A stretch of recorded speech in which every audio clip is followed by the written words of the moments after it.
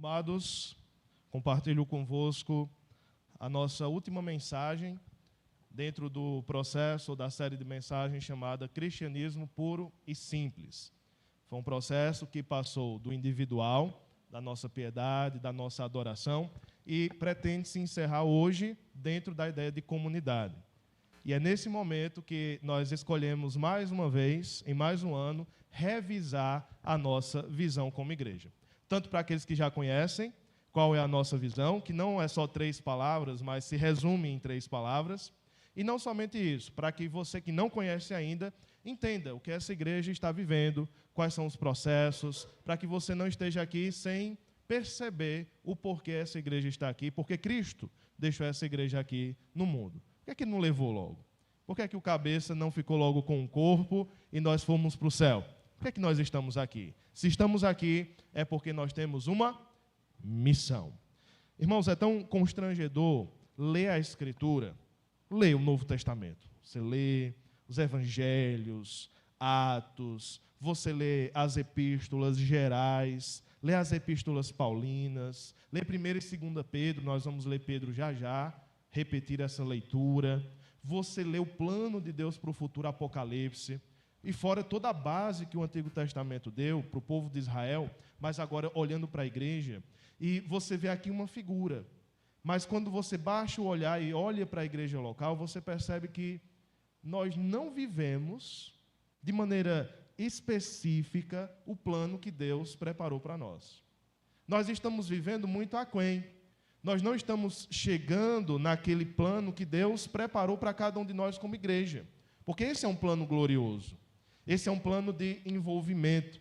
Esse é um plano de formação espiritual que gera vida, que gera comunidade. E percebendo como a cultura tem nos engolido, percebendo como aquilo que há no mundo, o dinheiro que se propõe para nós, as carreiras, as tensões familiares, as próprias brigas internas dentro da igreja, pessoas que não gostam de pessoas, tudo isso tem se levantado como barreira para não alcançarmos esse propósito glorioso para a igreja do Senhor Jesus. E é triste ver esse cenário. Mas ainda há esperança, sempre há esperança, desde que a igreja e cada um de nós estejamos conectados com Cristo. De Cristo flui vida, e vida em abundância. Então ainda há esperança, irmãos. Eu digo que o cenário é triste porque ele é muito parecido com uma pessoa que existia lá no Instituto Federal, onde eu estudei por um tempo, e essa pessoa ela estava há 20 anos dentro do Instituto Federal como aluno, ou aluna, eu não posso especificar. 20 anos. Estavam fazendo o mesmo curso, reprovava as cadeiras, mas voltava no outro ano. Nessa época, já faz um tempinho, o IF não tinha aquelas denominações ou estruturações de estatuto em que você jubilava o aluno. Sabe o que é jubilar um aluno? É quando o aluno passa mais do que o período previsto para o curso. Então, se ele passa, digamos, o curso é 4 anos, e ele passa 10 anos para concluir o curso, ele é expulso da instituição. Expulso no sentido de desmatriculado, não faz mais parte.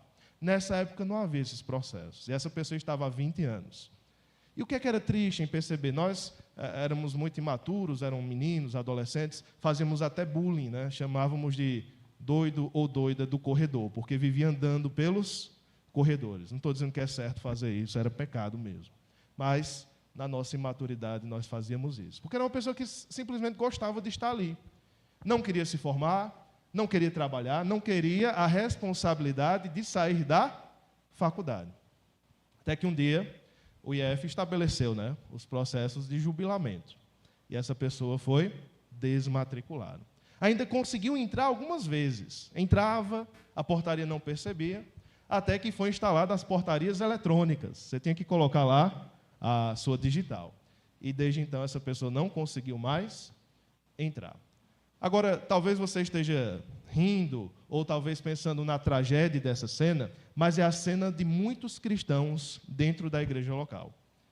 Eles estão viciados apenas na instituição, sabe? Eles gostam de estar na igreja, como essa pessoa gostava de estar na faculdade, é legal. Você está ali num ambiente jovem, num ambiente de ideias. você tem uma merendinha de vez em quando, de graça, porque tem alguém pagando essa merendinha para você lá, o Estado.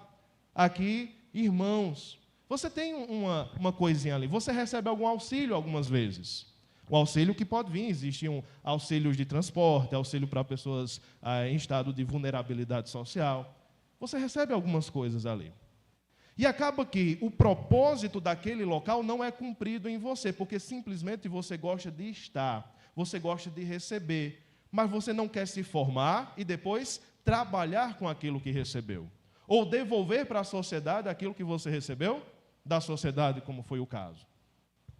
Então, a minha impressão é que uma parte da nossa tragédia é de hoje termos pessoas consumidoras, e essa mentalidade de cristãos consumidores gera o quê?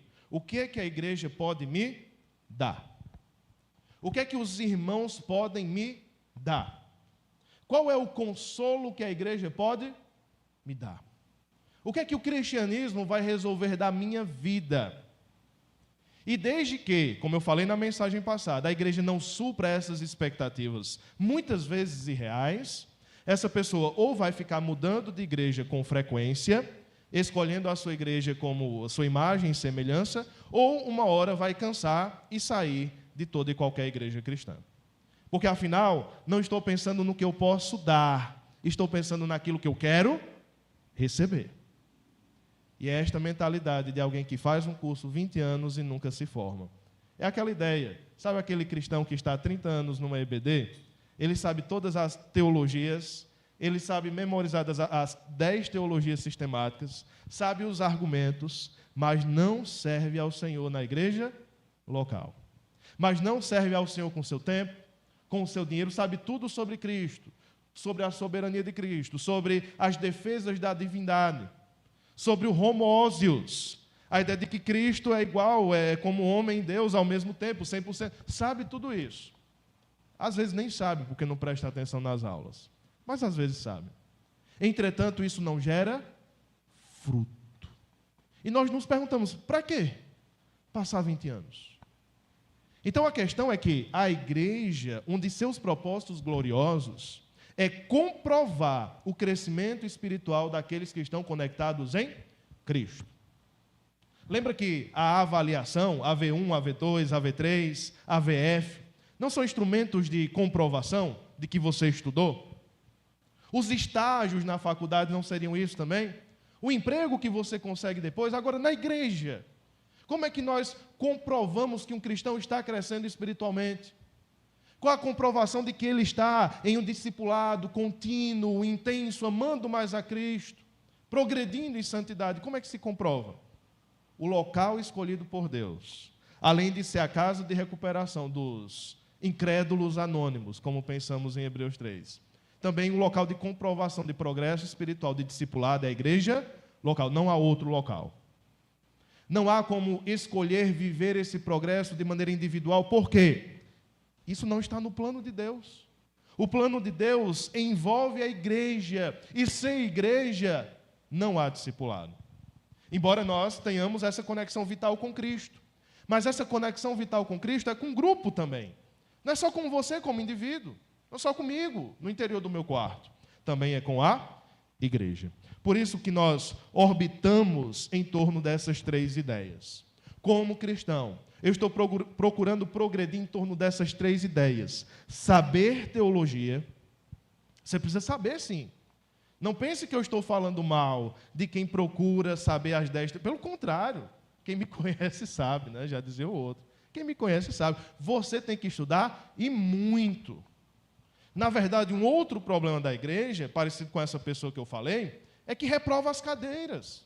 Não está entendendo as coisas que estão sendo expostas aqui. As mensagens não fazem sentido. Não procura ler os textos bíblicos das mensagens, como vamos voltar na próxima semana para exposições em Gênesis. Não acompanha, não busca estudar, não tem dúvidas. Se não há dúvidas, é porque não há estudo. Não estão muito interessados na EBD, não estão muito interessados em comprar um livro, em estudar, em ler em conjunto. E talvez o fruto disso é que nós não saibamos ensinar, porque nós não sabemos aprender. Uma coisa decorre da outra. Por isso que temos uma crise no discipulado. Não tem pessoas dando discipulado na igreja, porque nós desaprendemos de aprender. Começa com a teologia. A teologia é o início aqui. Nós iniciamos pela teologia, mas perceba que no meio deste sanduíche nós temos o discipulado. Porque o discipulado olha para a teologia, é inspirado pela teologia, é alimentado por essas informações, mas ele olha para baixo para a santidade. Porque, afinal, o fruto esperado da teologia e do discipulado é santidade. É transformação de vida. Se você ler 1 Pedro, você vai perceber que no progresso do texto de 1 Pedro, uma coisa vai se conectando à outra. Nós estamos conectados com Cristo, portanto, somos igreja, portanto, devemos viver uma vida santa na sociedade. Uma coisa decorre da outra, e esse testemunho santo na sociedade vai fazer o quê? Atrair pessoas para Cristo. E aí seria um círculo virtuoso de crescimento da igreja local, de crescimento do reino. Eu cresço em Cristo, eu cresço na igreja com os meus irmãos, e eu chamo a atenção das pessoas de fora para o meu crescimento. E quando eles vêm olhar meu crescimento, eu aponto para Cristo. E o processo recomeça. E nós discipulamos essas pessoas. Olha, irmãos, eu fiquei tão impressionado. Sábado, eu cheguei, na sexta à noite eu cheguei em Fortaleza, com os alunos da pós-graduação lá na igreja Manancial, e dentre os alunos, tinha até alguns conhecidos nossos, mas estava lá uma senhora, seus 70 e poucos anos. E eu tentei conhecer cada um dos alunos, suas histórias, e eu perguntei para ela, não desacreditando dela, mas por que a senhora está fazendo uma pós-graduação? Qual seria o motivo? Eu queria entender o motivo dela estar fazendo uma pós-graduação. É mais pesado, é um estudo de 2 anos, e a cobrança é mais pesada. Ela disse, pastor, é porque eu estou discipulando 3 pessoas.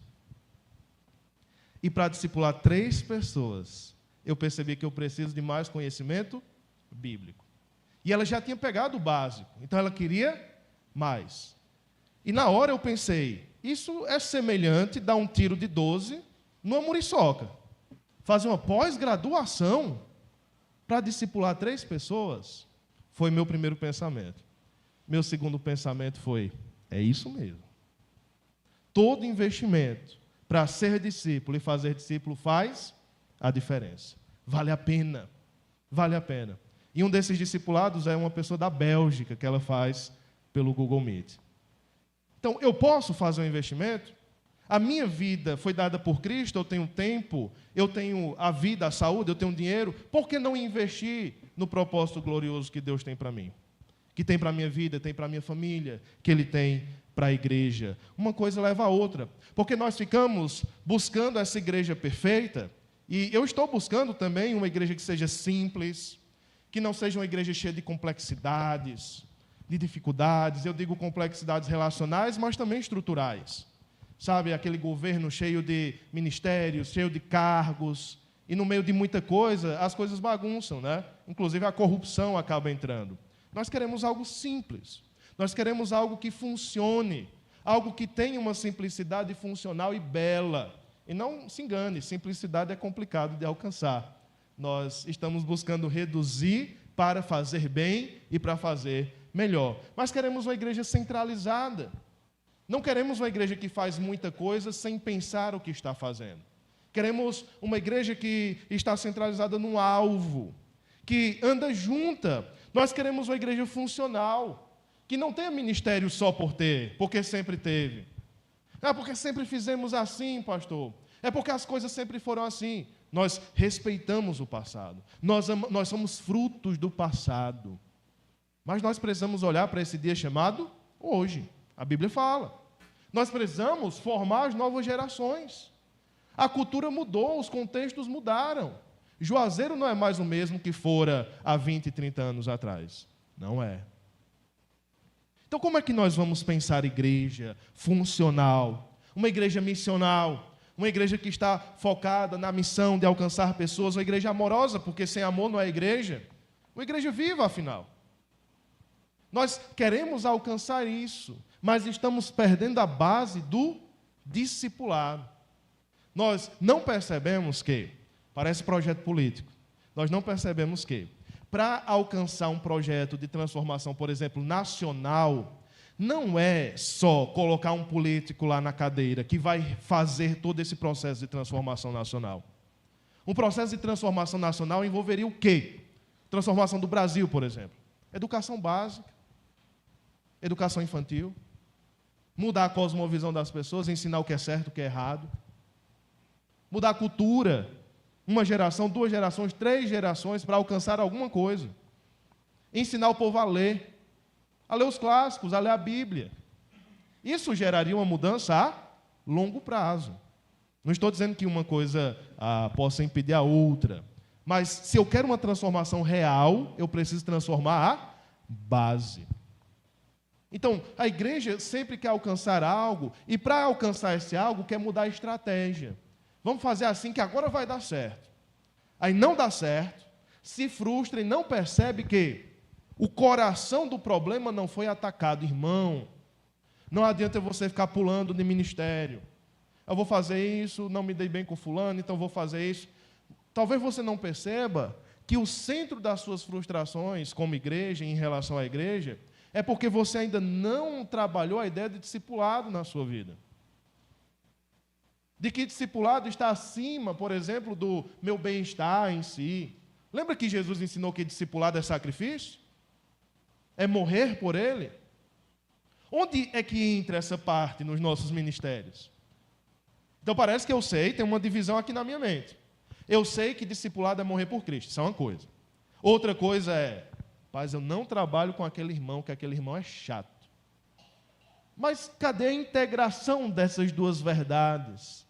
Você não aguenta sofrer a presença de uma pessoa que você não gosta? Não faz sentido, meus irmãos. Porque parece que essa ideia de morrer por Cristo, de tomar a cruz e segui-lo, nós aplicamos apenas a contextos como perseguição. Se entrar alguém, você já ouviu algum pastor falando, se entrasse alguém aqui com a metralhadora agora, você negaria o nome de Cristo? Sabe por que é uma ilustração péssima? Porque é uma ilustração no campo da imaginação. As probabilidades disso acontecerem são mínimas. E os crentes gostam dessas ilustrações. Porque eles se refugiam nelas. Rapaz, se entrasse alguém aqui, ameaçando, dizendo que quem for cristão vai ser fuzilado, eu resistiria. É mesmo, meu irmão? E por que você não resiste uma palavra dura de um irmão? Palavra que lhe magoou, você não aguenta, você se derrete todo. Não vou fazer mais nada. Vou procurar outro caminho. Esse ano não faço nada. Entende que um discurso não coaduna com o outro? Nós precisamos buscar uma igreja viva, uma vez que estamos num processo de discipulado.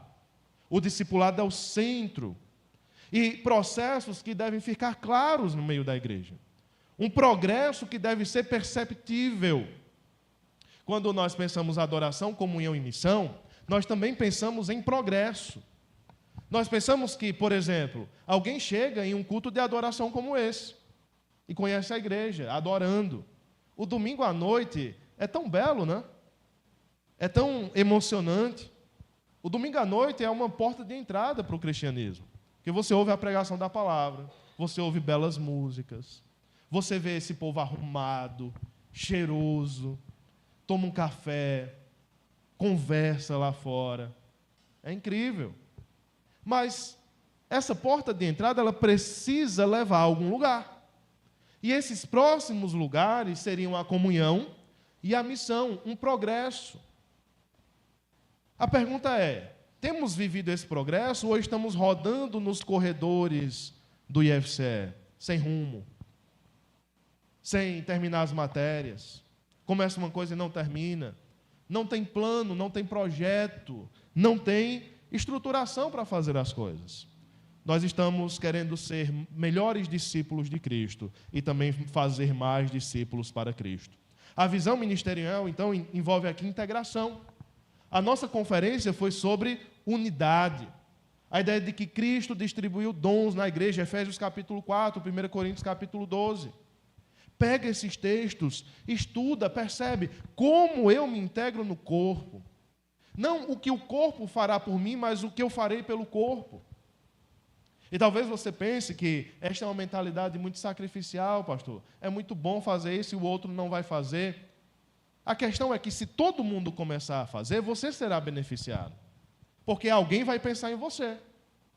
Mas você tem que parar agora de ficar pensando só em si mesmo.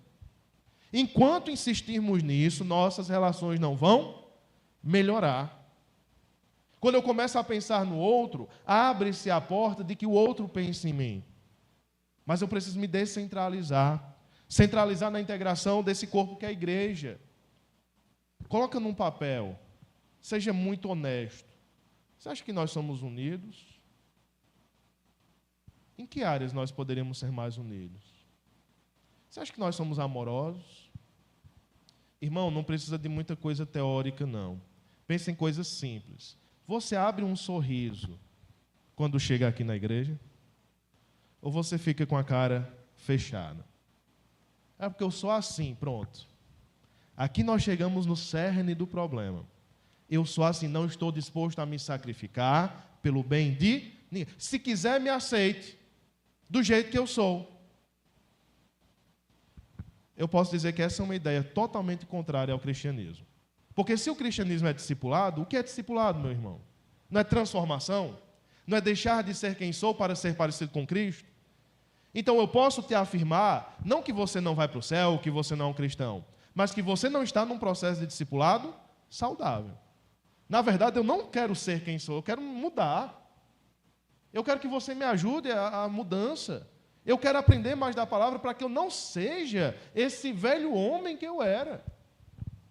Por que nós diríamos que nós somos muito bons? Não faz sentido no Evangelho. A integração leva ao preparo. Pense que é outra métrica da igreja, essa ideia de que quando nós oferecemos preparo para os irmãos, preparo ministerial, a assistência é mínima. Sabe por quê?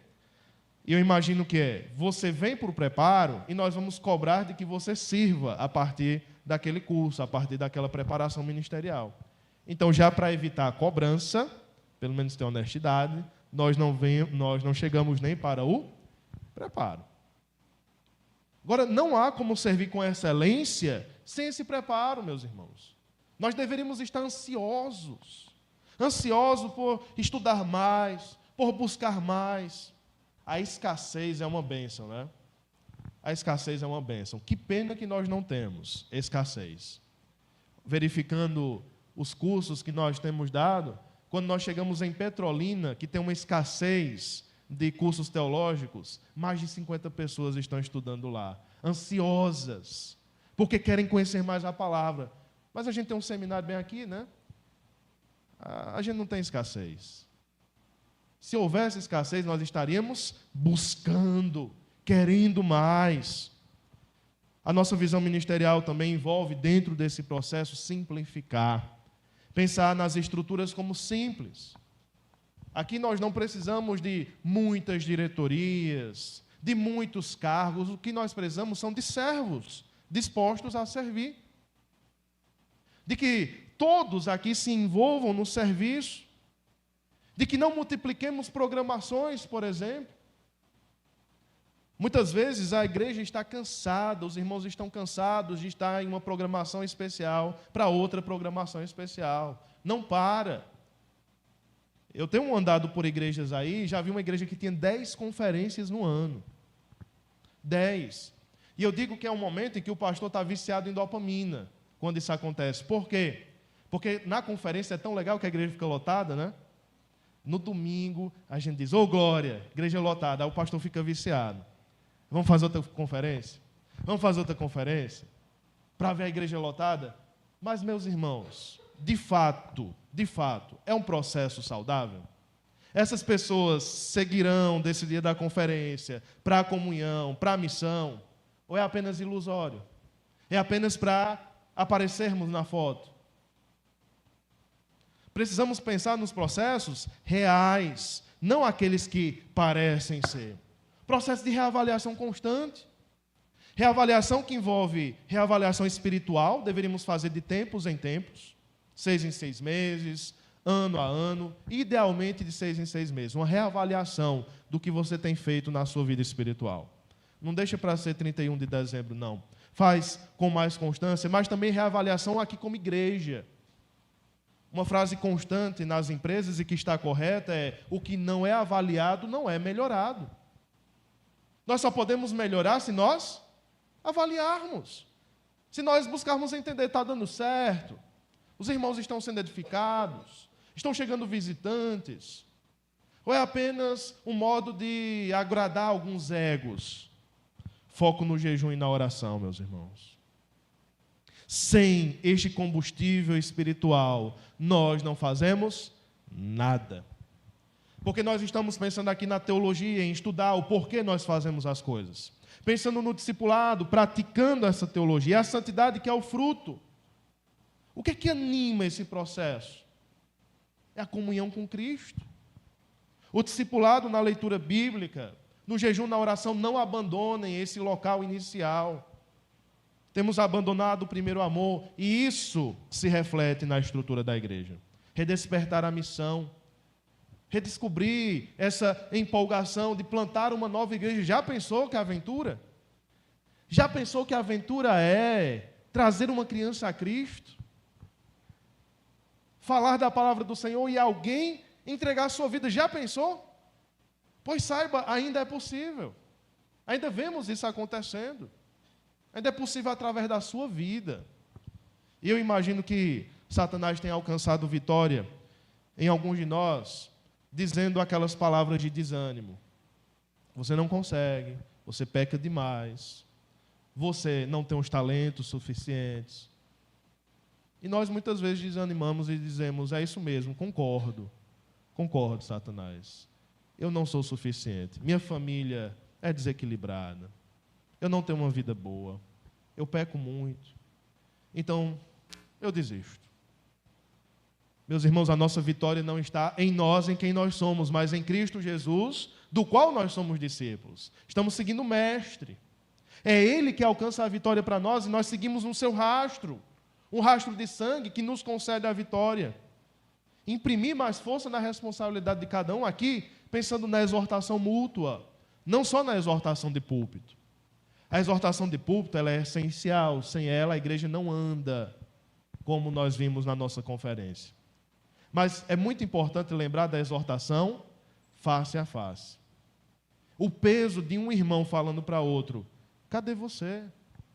Vamos servir ao Senhor juntos. É um peso grande. Um peso que não está só na voz do pastor, mas está na voz de você, meu amado irmão. Naquela voz lá de Hebreus 3, exortai-vos, aquecei o coração, estejam juntos, orem uns pelos outros. Vocês conhecem os problemas. Nossos problemas envolvem hoje frieza, apatia, um abandono da piedade. Não investir mais na vida espiritual da família, pensando aqui nas famílias cristãs que estão aqui. Não investem mais, não tem mais esse tempo. Parece que quando você pega o acúmulo aqui da visão da igreja, é uma visão pesada, não é? Porque eu estou cobrando, estamos cobrando, como igreja, não só sou eu. Todos estão concordando, em um certo momento vão assinar essa concordância no pacto congregacional. Mas até lá você está entendendo para concordar. Eu estou cobrando piedade individual, piedade familiar, comunhão com a igreja, missão. E eu vou viver quando mesmo, pastor? Pois deixa eu te dar um spoiler, isso é vida. Isso é vida. É essa uma vida que se entrelaça com o teu trabalho. Essa deve ser uma vida que se entrelaça com tuas questões familiares. Essa é uma vida que só deve ser interrompida se houver um motivo muito grave. Uma doença para a morte. Um pecado que precisa ser confessado e trabalhado. E, meu irmão, se chegar esse momento, saiba, tem uma igreja para cuidar de você. Ou deveria ter. Para que você pare de trabalhar. Pare o processo complicado. Levante a mão e diga: eu preciso de ajuda. Eu preciso parar um pouquinho. A igreja vai te acolher nesse momento. Espero. Nós vamos te acolher nesse momento. A igreja precisa se reavivar para isso acontecer. Mas para que você volte à vitalidade e volte ao trabalho. O problema é querer ficar aqui nesse local de cuidado para o resto da vida. Porque uns e outros, nós vamos desanimar em algum momento. Mas se todos estão nesse local, ou poucos estão servindo, os poucos que estão servindo estão sobrecarregados de cuidar de tanta gente.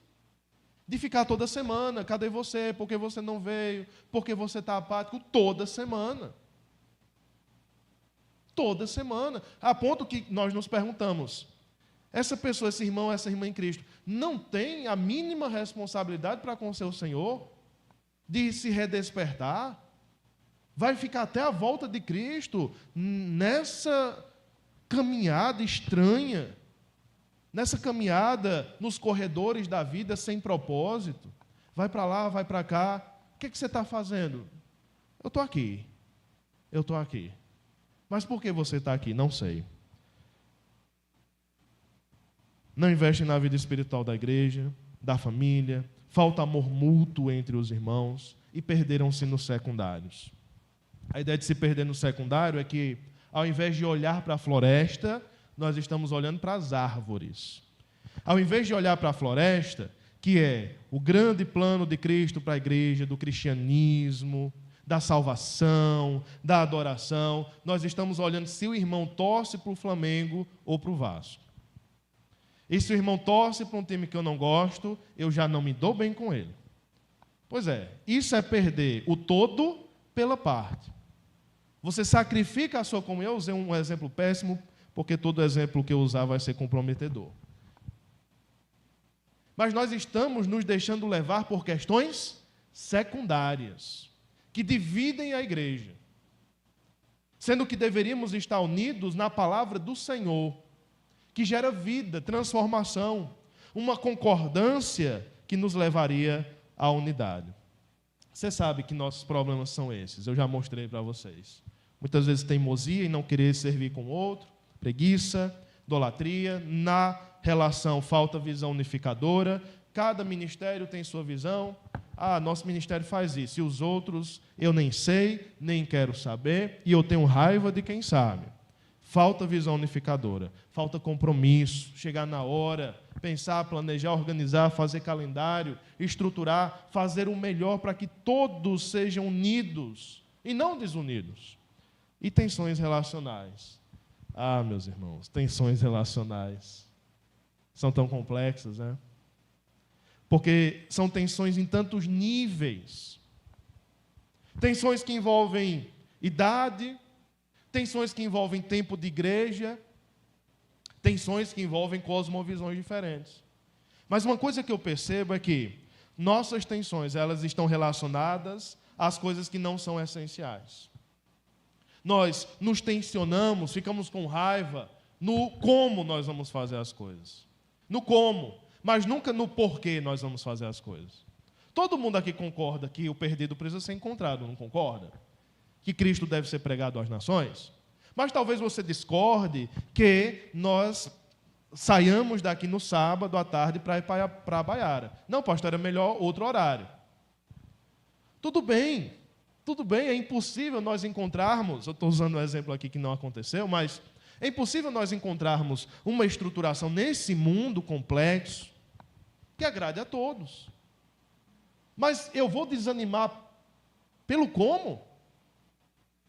Agora, se a igreja aqui dissesse assim, nós não queremos alcançar o perdido, aí sim nós estaríamos em pecado. E você deveria discordar e dizer, essa igreja não presta. Porque essa igreja está dizendo que não quer alcançar o perdido, não é igreja bíblica. Aí deveria ter briga mesmo, aí eu apoiava a briga, eu torcia pela briga. Mas, para discordarmos pelo como, vale a pena brigarmos? Muitos, como essa pessoa do corredor, buscam se beneficiar sem tomar responsabilidade. Deixa eu te indicar uma leitura, para você que está nesse processo, talvez você aprendeu com o mundo consumista, e você está nesse processo, só quer se beneficiar. Lê Hebreus capítulo 6, por favor. Faça esse bem à sua alma. Para não dizer que sou eu que estou falando, para não dizer que sou eu que estou pegando pesado. Lê Hebreus capítulo 6. Em Hebreus capítulo 6, você vai encontrar uma condenação para aqueles que se aproximaram de Cristo, se beneficiaram de Cristo e depois se afastaram. E a condenação é pesada. É uma condenação semelhante à de Faraó. Deus endurece esse tipo de coração para que nunca mais volte, para que seja um apóstata. Porque seria melhor nem ter se aproximado do que se aproximar apenas para consumir.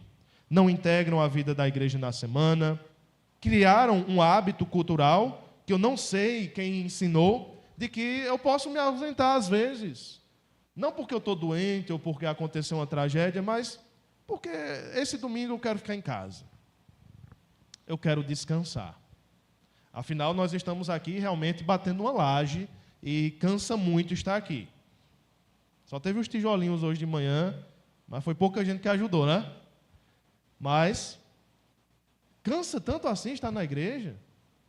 A gente pode pensar talvez em melhorar as cadeiras, mais sofás, mais como um cinema, né? Reclináveis. Mas de fato cansa tanto assim.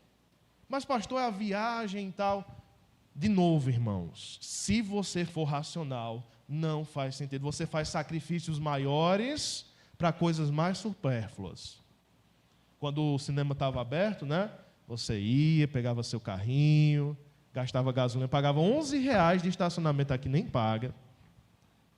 Pagava o valor, pagava uma pipoca, não sei de quanto, R$40 uma pipoquinha, para assistir um filme. O esforço. Às vezes, 10 horas da noite, né? Pegava aquela sessão mais... Faz sentido comparar aqui? Eu estou dizendo que está errado? De maneira nenhuma, mas eu estou dizendo que não faz sentido a comparação. Não é tão pesado assim, irmãos. Um culto de oração tem quantas horas? 1h30 na quarta-feira? É um sacrifício imenso. Estar na casa do irmão de 15 em 15 dias, irmão. Tomando um cafezinho, não é não? Cafezinho. Olhando para o irmão, orando com ele, lendo a Bíblia. Isso me indica de que nós não estamos amando as coisas que Deus ama. Eu não estou amando olhar para o irmão, não estou amando a Escritura. Porque a todo momento eu estou procurando motivos para não estar, para não fazer. E esses motivos, se você procurá-los, você vai encontrar. Sempre. Não se dão conta que são partes responsáveis pela saúde espiritual da igreja. Que a sua ausência machuca, prejudica. De que a sua falta de envolvimento prejudica o corpo.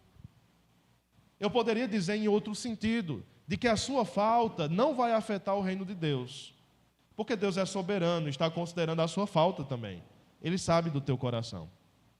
Mas eu posso dizer, por outro lado, na linha humana aqui, de que a tua falta prejudica? Sim. Prejudica. Porque eu espero que você esteja aqui. Porque nós esperamos, teu nome está no hall de membros. E a pergunta que fica é, por que está no hall de membros? Lembra, o hall de membros não é o livro da vida. Você sabe disso, né? O livro da vida, a gente espera que o hall de membros, ele reflita o livro da vida, mas não é garantia.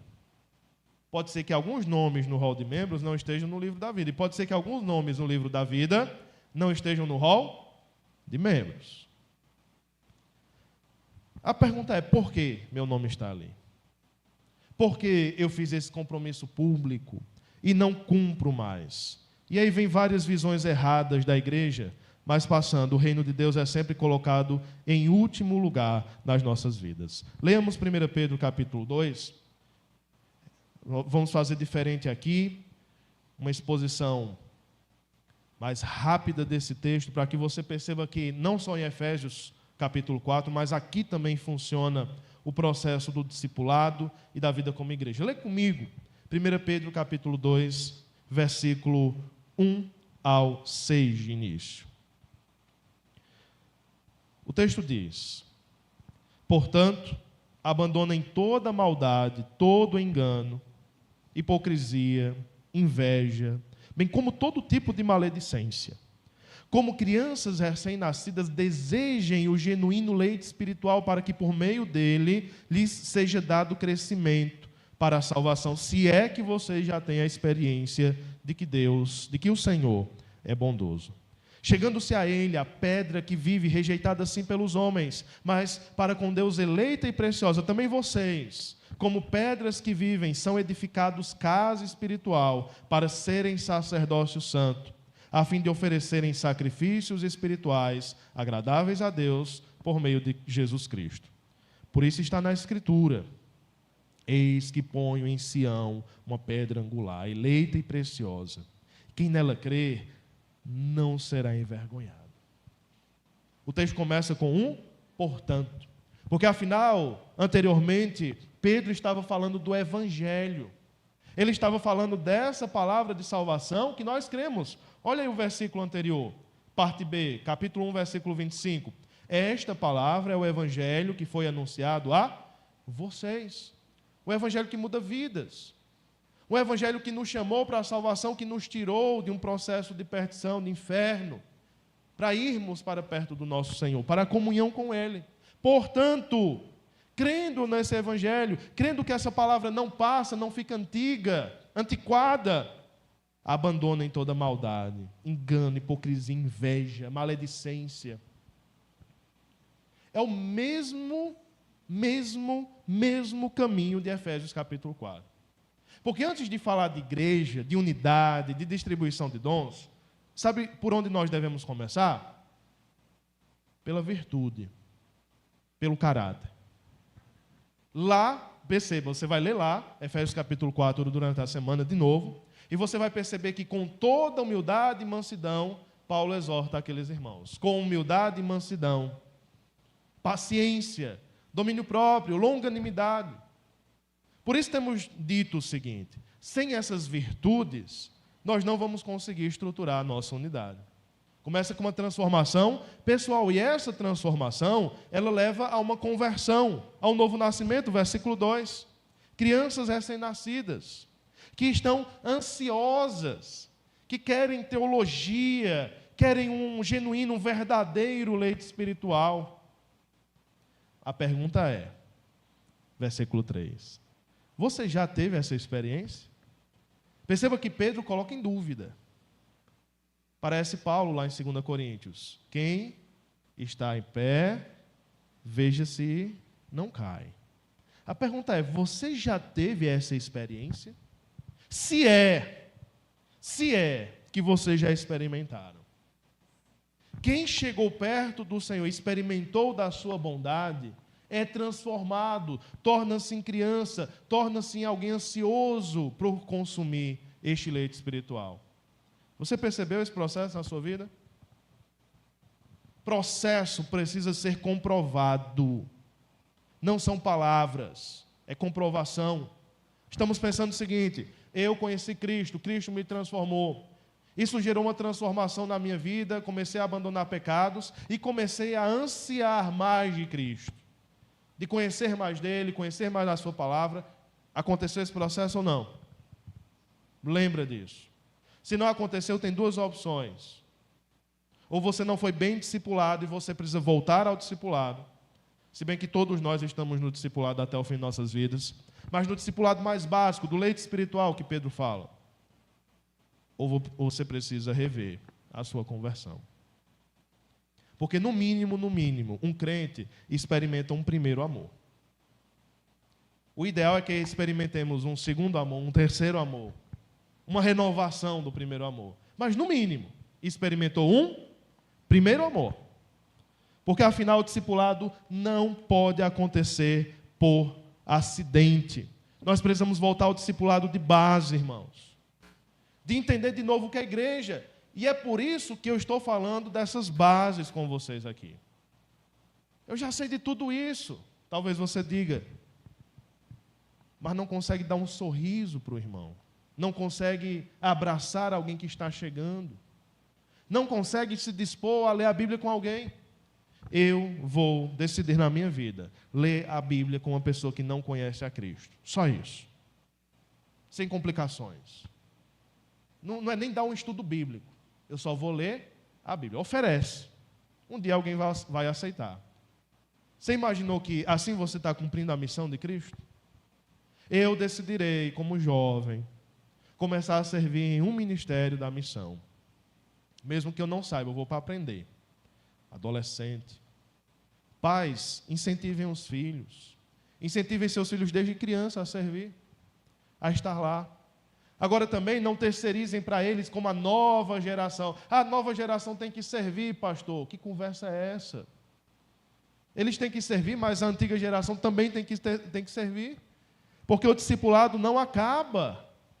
Continuamos ansiando. Perceba, é um desejo de recém-nascido, é leite espiritual início, mas é para que seja dado crescimento. Crescimento é contínuo, até o final. Mas a conexão é com Cristo, versículo 4, chegando-se a Ele, a pedra que vive, rejeitada pelos homens, mas para com Deus eleita e preciosa. É nesta pedra que nós somos edificados. Adianta muito pouco nós estabelecermos aqui padrões para melhorarmos a nossa unidade. Adianta muito pouco até eu colocar você de frente para o irmão para abraçá-lo. Abrace, eu estou mandando. Adianta muito pouco se Cristo não estiver no meio. Se Cristo não estiver no coração dos dois. Porque, de novo, nós vamos mudar o como, mas não vamos mudar o porquê. Porque amo meu irmão. Eu não amo você porque você é legal. Eu não amo você por nada disso. Eu não amo você porque você me deu um presente. Eu não amo você porque me deu um parabéns. Se for só isso, é frágil. Muito frágil. Porque no primeiro deslize, nosso amor acaba. Eu amo você porque Cristo me ama e te ama. E aí não sobra opção. Eu amo a Cristo, você ama a Cristo. E aí? Fica um constrangimento, né? Temos que nos amar. Temos que nos amar. É essencial. Desenvolver uma atmosfera de ensino. Não tenha medo de ser exortado. Eu tinha medo. Porque, afinal, quem é orgulhoso não gosta de ser exortado. Tem um missionário que sempre que me vê, ele tem uma coisa para me ensinar. No começo eu ficava com raiva. Rapaz, toda vida ele tem uma lição para me dar. Como é que pode? Mas eu comecei a ouvir as lições. E eram lições boas. Por último, agora ele encontrou um irmão da nossa igreja em um local e começou a conversar sobre mim, né? Ele disse, você sabia que seu pastor é libanês? Aí o irmão disse, não sabia não. Aí o conselho que ele me deu foi, pastor, conte sua história para o irmão. Tá bom, meu irmão. Eu não gosto de ficar falando muito de mim mesmo, mas eu acertei a exortação, né? É isso, nós somos ensináveis. Nós temos muito que aprender. Aceite quando as pessoas ensinarem. Cultivem um relacionamento espiritual e dinâmico. Invistam e vamos investir na preparação de lideranças. Afinal, o discipulado não ocorre por acidente. Minha pergunta para você é, você entendeu o que é discipulado nessa igreja local? Não que estejamos mudando a Escritura. Nós estamos seguindo esse processo aqui. Versículo 5. Pedras que vivem, edificados casa espiritual para serem sacerdócio santo, para oferecer sacrifícios espirituais, para alcançar as nações. Nós só estamos organizando essas palavras, esses conceitos, em um processo. Não é mudar a Escritura, mas é administrar, entender como isso será feito. Mas o coração está aqui, meus irmãos. Está muito claro o que você tem que fazer aqui? Está muito claro o que a igreja faz? Está muito claro que serviços estão sendo feitos aqui? Porque se não estiver, nós não vamos encontrar essa maturidade que esperamos. Isso parte da liderança. Mas cheguem vocês. E vocês podem, inclusive, cobrar da liderança. O processo não está claro, pastor. O processo não está claro, diácono. Deixa mais claro, explicita melhor. Perfeito. Vamos fazer. Agora, se o processo estiver claro, e mesmo assim não há aderência, o problema está no processo ou no coração? Que não está conectado a Cristo ainda, a pedra que vive. Essa pedra preciosa, olha o versículo 7, para os que creem ela é preciosa. É precioso para mim estar em um pequeno grupo, por causa do versículo 7. Porque eu olho para Cristo e eu fico maravilhado. E como é que eu vou olhar para Cristo hoje? Ele está aqui? Ele está aqui, em você. O Espírito Santo habita na sua vida? Se habita, o Espírito Santo é chamado de Espírito de Cristo nas Escrituras. E o Espírito Santo, então, está trazendo a presença de Cristo na sua vida, fazendo essa conexão, lembrando a você do que Cristo fez. Testemunhando com o teu coração de que você é filho de Deus, adotado por Cristo. Isso é teologia. Teologia me ensina que, então, se eu vou para um pequeno grupo, eu vou ter uma conexão maior com Cristo, porque eu vou ver meu irmão, eu vou abraçar meu irmão, vou orar por meu irmão. Se eu entendi essa teologia, eu abro o WhatsApp de manhã, vejo os nomes lá para orar, eu vou orar, porque eu entendi, porque é precioso para mim. Cantamos, né? Como é precioso, irmão, estar bem junto a ti. Desde que estejamos em Cristo. Porque no final, sem Cristo, não é precioso, não. Tem nada de precioso. Nós somos tão diferentes. Nós somos pessoas de contextos tão diferentes. Mas se estamos em Cristo, aí a comunhão faz todo o sentido. Ela é obrigatória, ela é maravilhosa, ela é gloriosa. Sem Cristo, é apenas um conselho moralista aqui. Apenas estou lutando com o moralismo e você pode aceitar ou não. Agora, se é em Cristo, você tem que aceitar. E se não aceitar, precisa ter consequência. Uma outra questão dentro da igreja é que nós ficamos muito confortáveis. É o 3S, né? É péssimo trocadilho, mas é verdade. 3S, salvo, sentado e satisfeito. Salvo, sentado e satisfeito. Tudo tranquilo. A pergunta é, nós devemos deixar que isso aconteça? Uma das coisas que eu tenho percebido na Escritura é que nós não precisamos deixar que isso aconteça. Nós deixamos porque somos coniventes. Porque nós queremos, de novo, o número. Nós queremos a glória. Mas vale a pena número e glória sem vida? Não é melhor um número menor com vida? E desde que essa poda seja feita para que a árvore cresça mais forte. A clareza deve ser trazida para o nosso meio. Devemos ter uma visão ministerial clara. E aqui eu estou pensando no ministério para você, meu irmão. Você está em Cristo, você foi edificado para um sacerdócio santo. Você sabe o que sacerdócio é? Ministério, não é? É servir. Clareza seria, então, essa habilidade de comunicar o processo. E não somente eu comunicar para vocês, porque vocês já estão cansados de ouvir, mas que vocês aprendam agora a comunicar para outras pessoas. A gente está chegando num processo, num platô, que já é esperado. De falar 2, 3 anos, e a igreja começa a cansar. A gente vê o cansaço no rosto. De novo esse assunto.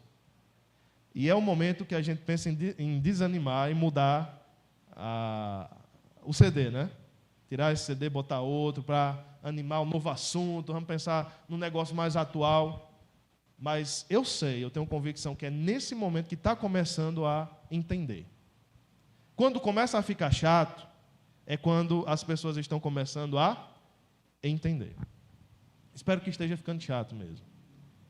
Para que você esteja em certo momento pensando o que é igreja. Igreja é um local para adorar, para ter comunhão e para cumprir a missão. Se não estou fazendo isso, não sou igreja. É melhor congregar. É melhor visitar. Porque ser igreja é isso. A não ser que eu esteja precisando tirar um tempo e ser pastoreado. Aí é outra conversa. Precisamos comunicar o processo de maneira muito clara, de maneira que as próprias crianças entendam. Em certo momento dentro do processo aqui, nós vamos chegar lá nas crianças e vamos explicar o que estamos explicando para vocês. Para que elas estejam cientes também. Para que elas entendam desde cedo que os maus exemplos que elas estão vendo não refletem a visão da igreja. Para que elas cheguem numa quarta-feira aqui, vejam poucos irmãos, mas elas não entendam no coraçãozinho delas de que a quarta-feira deve ser desprezada. Nós queremos chegar para as crianças e dizer: vale a pena, crianças, orar, vale a pena servir a Deus, mesmo que você veja um mau exemplo de um adulto, vale a pena. Mas esse é um alvo difícil de alcançar. Definir o tipo de discípulo. Que discípulo é esse que nós queremos alcançar? Um discípulo que é diferente do descrente. Olha o versículo 7, os descrentes rejeitaram a Cristo. Não amaram a Cristo, versículo 8, consideraram-no pedra de tropeço, rocha de ofensa. Uma cobrança dessa que está sendo feita nesse púlpito, para quem não tem Cristo, é ofensiva, é exagerada. O pastor está ultrapassando os limites da minha privacidade, da minha pessoalidade. Mas para quem tem Cristo não é ofensa. E estes são os que tropeçam na palavra. A palavra é muito difícil para eles, sendo desobedientes para o que também foram destinados. Que tipo de discípulo nós queremos formar nessa igreja? Tanto nós, como formar a partir de nós. Geração eleita, sacerdócio real, nação santa, povo de propriedade exclusiva de Deus. Povo que está aqui para proclamar as virtudes do que nos chamou das trevas para a sua maravilhosa luz. Povo que está aqui para oferecer sacrifícios espirituais a Deus. Esse tipo de discípulo. Quando você entra numa faculdade, seguindo a metáfora da faculdade, toda faculdade tem um perfil do egresso, né? O perfil do egresso é: que tipo de aluno nós queremos formar aqui? Um profissional qualificado, que vai contribuir para a sociedade, com uma boa posição, com uma boa moral, trazendo o nome da faculdade, né? Dizendo: eu me formei naquela faculdade, olha que faculdade incrível. Pois é, qual é o perfil do egresso da igreja? Se bem que você não vai sair da igreja. Mas que tipo de discípulo nós queremos formar aqui? Estamos alcançando esse sucesso? Qual o propósito de formá-los? Imagine que você passe num concurso, você vá para longe. O coração da igreja deve se alegrar e não ficar preocupado. Não ficar preocupado de que você vai se desviar, mas nós deveríamos aqui estar num tipo de caminhada em que você indo para longe, nós vamos nos alegrar porque sabemos que você vai carregar este nome, o nome de Cristo, com sinceridade, com amor, e você vai ser bênção aonde você for. Porque você foi formado aqui, não nessas paredes, ou levando este nome de Sião, mas levando o nome desta igreja que está aqui, dessa igreja local que é a igreja de Cristo. E vai ser bom testemunho, não mau testemunho. Como está num pequeno grupo, como está numa quarta-feira, como está no Criança no Alvo Certo, como está na plantação de Abaiara. Como cada dessas atividades se encaixa no processo, você consegue definir? Vamos fazer o teste aqui, não é EBD não, mas vamos fazer o teste. Adoração, comunhão e missão, encaixe. Encaixe. Criança no Alvo Certo. Missão, isso. Abaiara. Muito bem, estamos pegando o jeito. Pequeno grupo. Comunhão, tem um pezinho na missão. Tem tido, irmãos, graças a Deus. Porque tem gente chegando na igreja através dos pequenos grupos. Tem gente sendo evangelizada pelos pequenos grupos. Mas o propósito central é comunhão. EBD, um difícil para você. Difícil, né, EBD? Eu coloco na adoração, porque eu estou aprendendo mais de Deus. E isso é adoração, teologia. Que vai animar tudo. Domingo é adoração. Domingo é adoração. Ok? Culto de quarta-feira é o quê? Comunhão, né? Porque a oração aqui feita, geralmente não é uma adoração assim: Deus, tu sejas glorificado. Pode ser feita. Mas que oração é feita aqui em geral, irmão Cícero? Intercessão, né? Nós oramos uns pelos outros e até por descrentes. E muitas vezes Deus tem respondido às nossas orações positivamente. Tudo se encaixa num processo. Essas coisas não estão aqui de maneira aleatória. Elas estão funcionando para um alvo. A clareza envolve definição, exemplo e avaliação muitas vezes. Discussão. Isso deve nos conduzir a pensar a membresia. A membresia está vivendo isso? Eu quero fazer parte dessa membresia, pastor, eu quero servir na igreja. Pois pense se você aceita esta visão. Se essa visão for transformada num pacto congregacional, escrita, tal e tal e tal, me disponho a servir na adoração, na comunhão, na missão, escolher na semana maneiras de me integrar nisso, você assinaria? E não é uma pergunta retórica não, viu? Você assinaria um pacto desse? Pacto é uma palavra pesada, né? Mas é pacto mesmo. É um compromisso. Imagine, vamos usar esse exemplo, que a única maneira de não devolver o meu dízimo ou servir com as minhas finanças ao Senhor é um caso em que eu estou passando extrema necessidade. Em casos como esse, o pacto vai entender. E a igreja vai te apoiar e te sustentar nesse momento, como já tem feito. Como já tem feito. Então entenda que o pacto não é uma lei cega, mas é pensar na Escritura em o que é requerido de um cristão. Simplesmente estar no domingo aqui? Simplesmente ouvir, mas não produzir nada? Devemos observar a membresia. A membresia faz sentido? Esses nomes estão vivendo ou são apenas nomes? Devemos construir em torno de um centro. É uma construção circular, que começa no centro em Jesus e se desenvolve através desse centro, e insistir no processo. Quando você achar que já conseguiu, é apenas o começo. Vamos continuar progredindo. 10, 15, 20, 30 anos. Você está disposto a seguir? Mas deve haver um incômodo constante de que nós não alcançamos ainda. Pega a semana, seja muito racional. No domingo eu vou adorar. De manhã. À noite eu vou servir na salinha, então vou cumprir a missão, pregar o evangelho para os pequeninos. Na quarta-feira eu venho para a comunhão.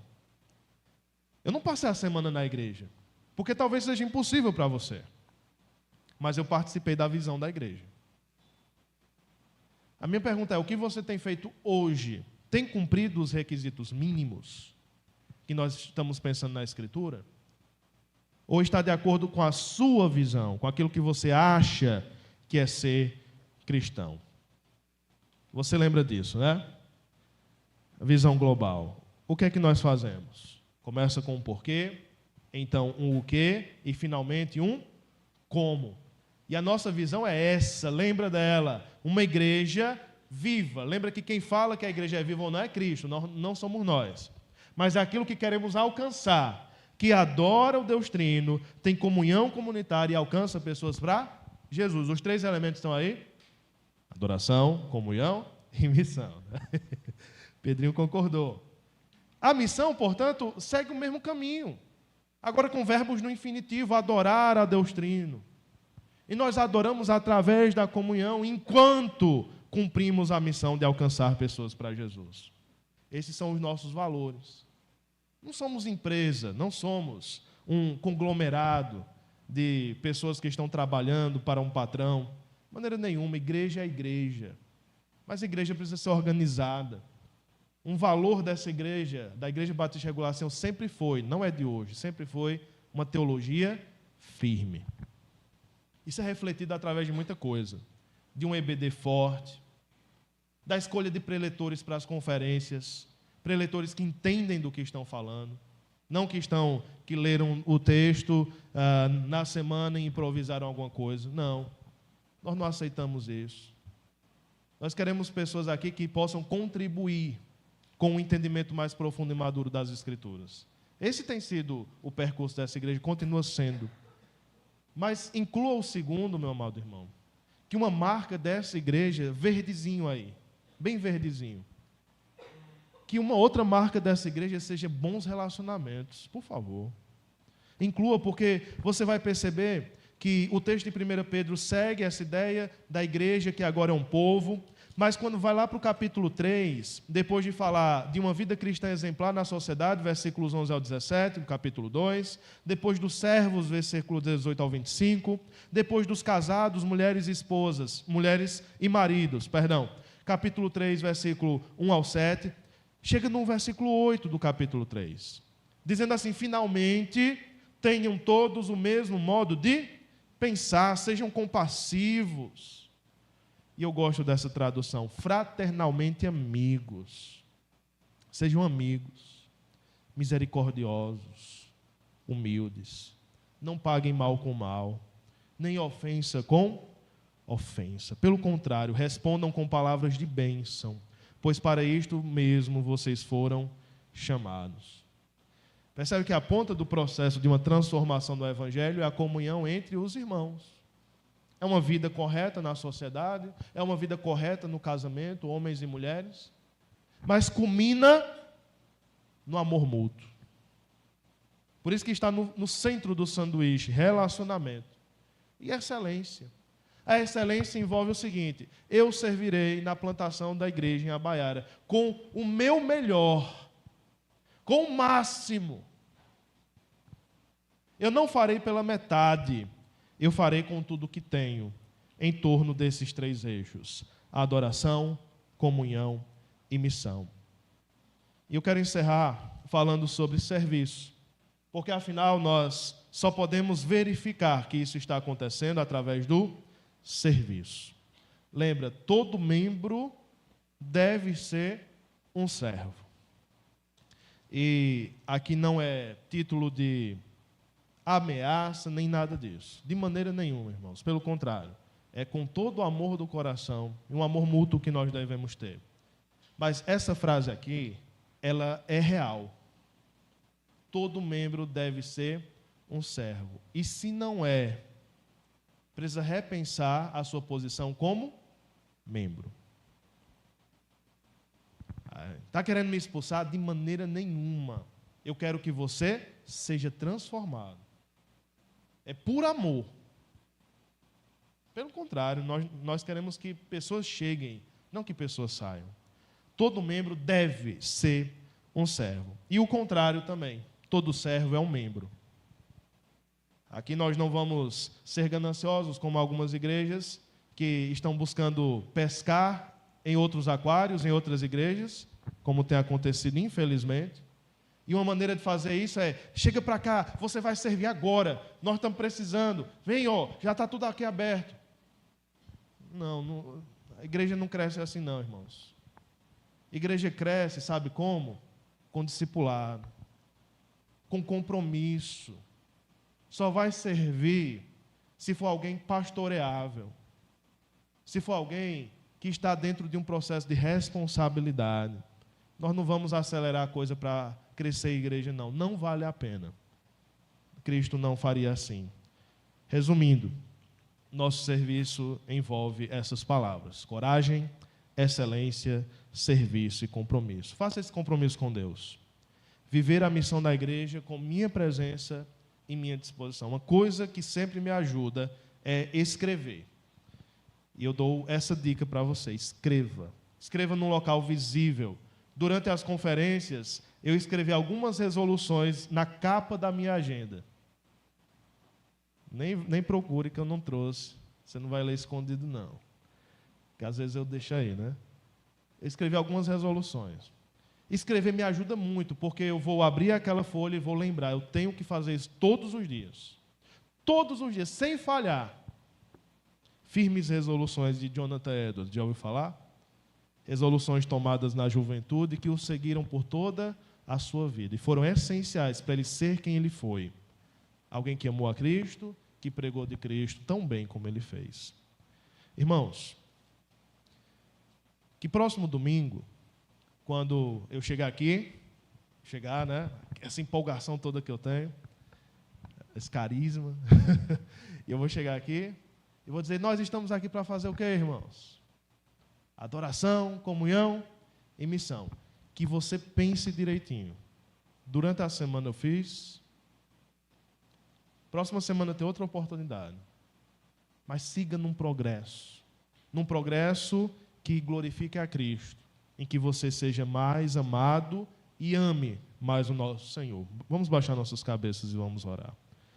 Pai Santo, os nossos pecados faziam separação entre nós e o Senhor, uma barreira intransponível.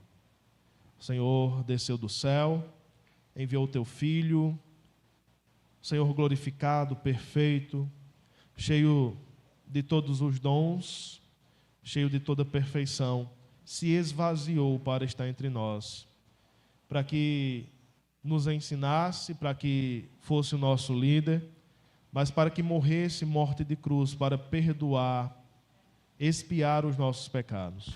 E é por isso que estamos aqui nessa noite, porque o Senhor morreu, ressuscitou, ascendeu aos céus, enviou o teu Santo Espírito, que hoje nos anima, que hoje nos conecta a Cristo, e estando em Cristo nós entendemos que estamos conectados à igreja. Ajuda-nos a perceber que esta adoração que o Senhor nos chamou para fazer, ela só pode ser vivida através da comunhão uns com os outros e do cumprimento da missão que o Senhor nos deu. Que seja realidade, irmão. Que seja realidade em nossas vidas, na vida dos irmãos. Que seja realidade na liderança, que seja realidade nas famílias. Que cada lar possa ser uma representação deste lema neste mundo. Fomos chamados para adorar, fomos chamados para amar um ao outro, fomos chamados para proclamar de Cristo. Que essas verdades básicas ecoem nas complexidades da vida.